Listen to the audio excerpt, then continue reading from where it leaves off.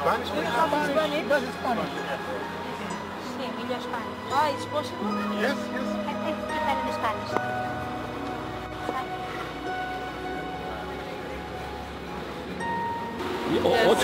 Hoćeš prihvatiti islam? Hoćeš prihvatiti islam? Ali ako za srcem, Fadil hoće, evo gledaj. Ja prihvaćam, ja jesam povjerio ispovijesti muslima i ja to prihvaćam.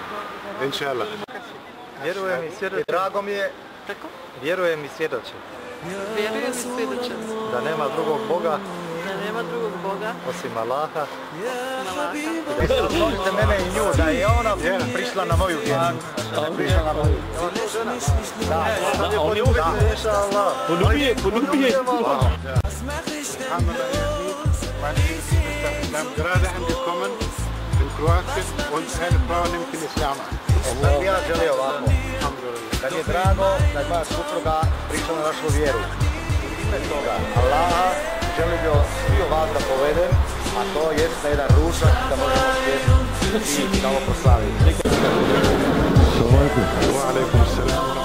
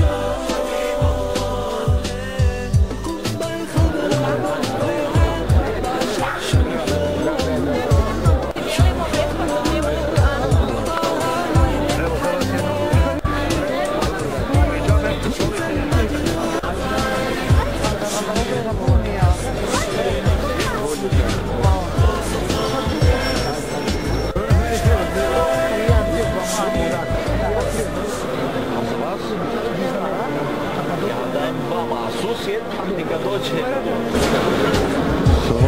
Wa alaikum salam.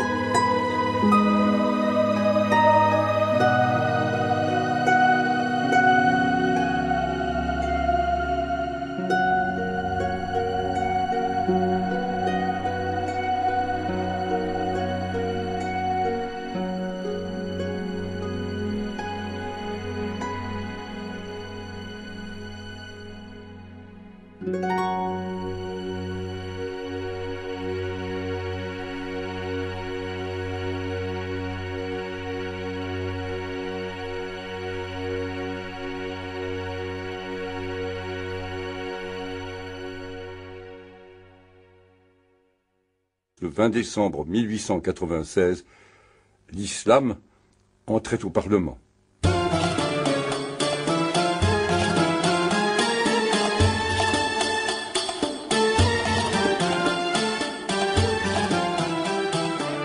La France de 1896 n'en avait pas conscience, mais elle était devenue une puissance musulmane importante.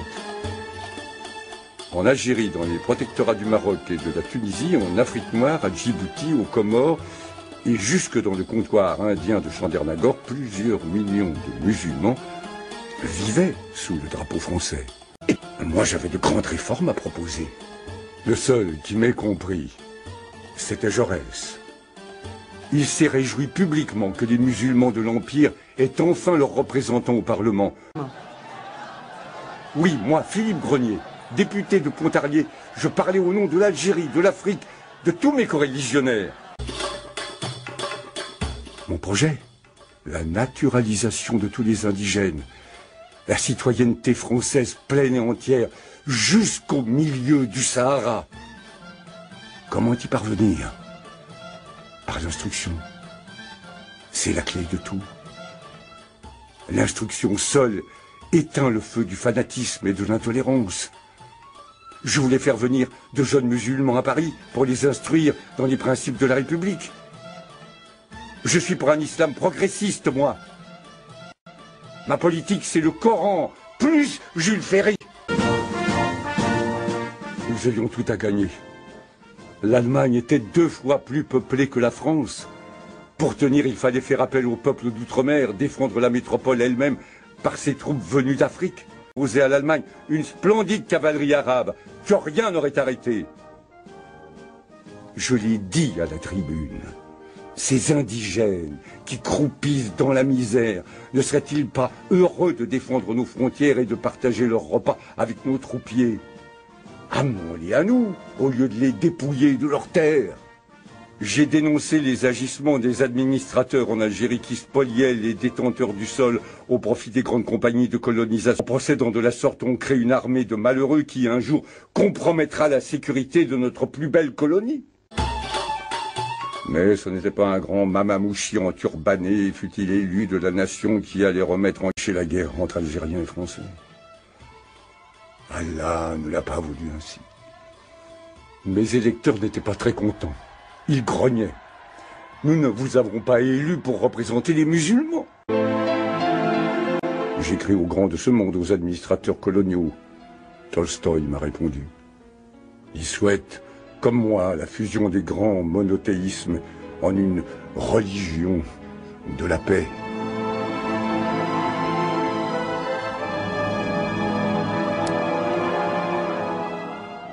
À Paris, ils m'ont tous oublié.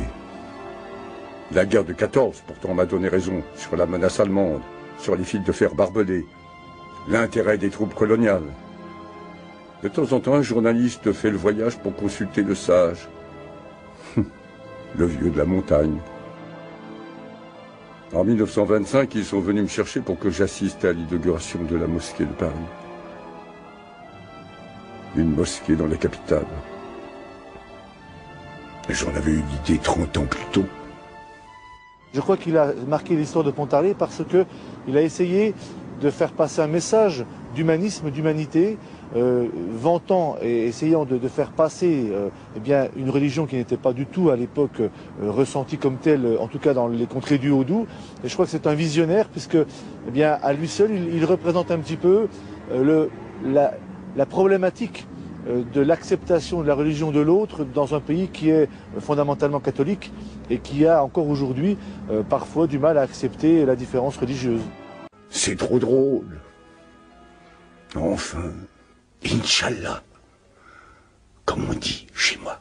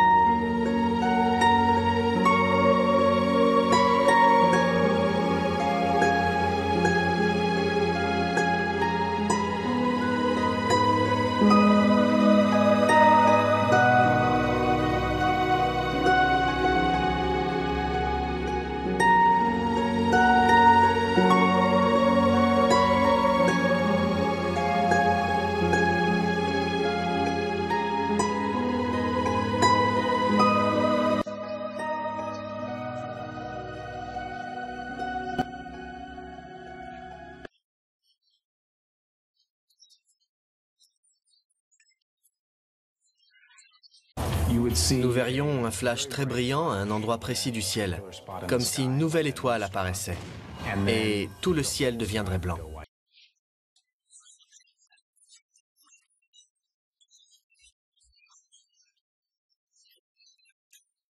Si un sursaut gamma se produisait dans notre galaxie, nous aurions une lumière spectaculaire dans le ciel.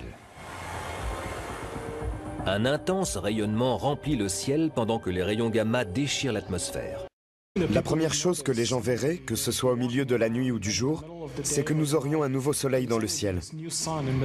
Ce serait la première indication que quelque chose ne va pas. On verrait des rayonnements très intenses et assez brefs, parce que ces événements se produisent rapidement, et ils nous rendraient sûrement aveugles.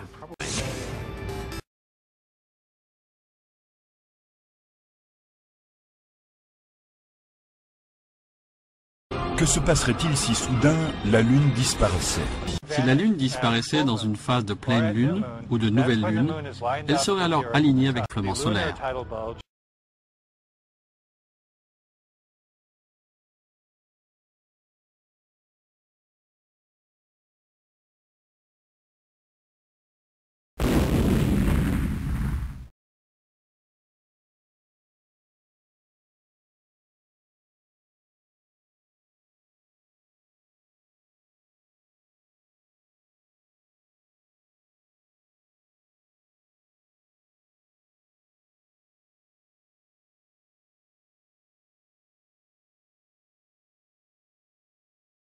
Des scientifiques font usage du réflecteur laser depuis une trentaine d'années pour calculer régulièrement la distance entre la Terre et la Lune. De leurs études ont révélé que la Lune s'éloigne de la Terre au rythme de 3,8 cm par an. Certains chercheurs pensent que ce phénomène pourrait bien à long terme menacer la vie sur Terre. Le professeur Jacques Lascar réalise des simulations informatiques pour déterminer l'influence de la Lune sur le degré d'inclinaison de la Terre par rapport à son axe. Donc je vous ai dit que sans la Lune, l'axe de la Terre n'est pas du tout stable, donc ça veut dire aussi que sans la Lune, on ne serait sans doute pas là. Donc notre existence est directement liée à l'existence de cette Lune, ce qui amène à accepter pour la formation de la Lune des scénarios qui peuvent être assez improbables. Alors il vaudrait mieux ne pas perdre la Lune, parce que l'une des raisons, c'est parce que la Lune, avec ses caractéristiques de taille, de masse, de distance, etc., a permis de stabiliser notamment l'axe de rotation de la Terre. L'axe de la Terre ne peut pas basculer, ça a été montré par des calculs très complexes, grâce à la présence de la Lune. Donc ça permet finalement de stabiliser à long terme une sorte d'équilibre, si vous voulez, non seulement gravitationnel de la Terre, mais du coup également un certain équilibre climatique. Donc première influence bénéfique de la Lune. Deuxième influence, on pense davantage cette fois-ci aux vivants, c'est les marées. Les marées que la Lune exerce depuis le début sur les océans, ça fait quoi? Ça agite les masses océaniques. Mais à force d'être brassé par les marées dû à la Lune, eh bien un jour, et grâce à ce brassage en partie, ça a aidé à ce que la vie se développe, se répande un peu partout dans l'océan, puis après un jour éventuellement commence à peupler, à sortir de l'eau et à peupler les continents. Donc, on voit finalement l'influence extrêmement importante et bénéfique de la Lune. Alors il ne faut pas oublier quand même que la Lune s'éloigne progressivement de la Terre. Alors le mouvement il est très lent, il se mesure, je crois que c'est de l'ordre de quelques millimètres par an seulement, c'est mesuré très précisément avec une expérience. C'est un tir laser que l'on fait sur la Lune, on mesure le temps d'aller-retour et on voit que ce temps augmente très légèrement chaque année. Donc on le mesure en quelques centimètres d'éloignement. Et pourquoi la Lune s'éloigne de la Terre? Ben justement, on le voit à cause des marées. Les marées dissipent l'énergie du couple, l'énergie orbitale du couple Terre-Lune, et donc la Lune s'éloigne peu à peu de la Terre. Un jour très lointain, la Lune sera beaucoup plus loin, les marées deviendront négligeables, il n'y aura plus d'éclipse totale de Soleil. Souvenons-nous d'une éclipse totale de Soleil, c'est la conjonction qui fait que la Lune et le Soleil dans le ciel ont le même diamètre apparent, alors qu'elles sont à des distances très différentes, elles ont des tailles très différentes, et les deux se compensent exactement, ce qui fait qu'actuellement, pour l'humanité d'aujourd'hui, on peut avoir de belles éclipses totales de Soleil. Dans le futur, la Lune se sera éloignée, son diamètre apparent sera toujours plus petit que celui du Soleil, et au mieux il y aura des éclipses qu'on appelle annulaires, où on ne verra pas le Soleil totalement obscurci, mais on verra donc un anneau brillant. Ça, ce sera une conséquence qui ne sera pas trop grave. Que se passerait-il si soudain la Lune disparaissait? L'axe de la Terre s'inclinerait fortement. Notre planète deviendrait méconnaissable. Mais la conséquence la plus importante serait la disparition de l'inclinaison permanente de la Lune. Si elle disparaissait, nous entrerions dans une phase plus proche de celle de Mars. L'inclinaison de celle-ci, au lieu d'être stabilisée à 23,5 degrés, connaît des variations importantes, allant de 15 degrés jusqu'à quelque chose comme 75,8 degrés. Sans la Lune, notre axe commencerait à bouger de façon erratique. Comme il n'en existe pas aujourd'hui. La Terre serait un monde étrange. Découvrirait qu'il est devenu aveugle ou sourd. Ce serait un vrai bouleversement. La Terre, le cœur en fusion, plus grand, a besoin de plus de temps pour refroidir. La chaleur est accrue et crée des fissures dans la fine croûte terrestre.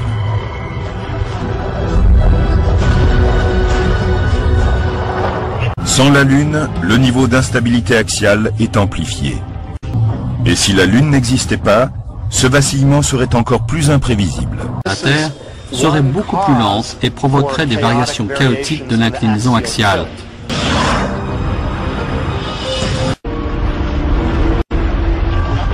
Tout cela semble décrire un monde brut et trop rude pour abriter la vie humaine.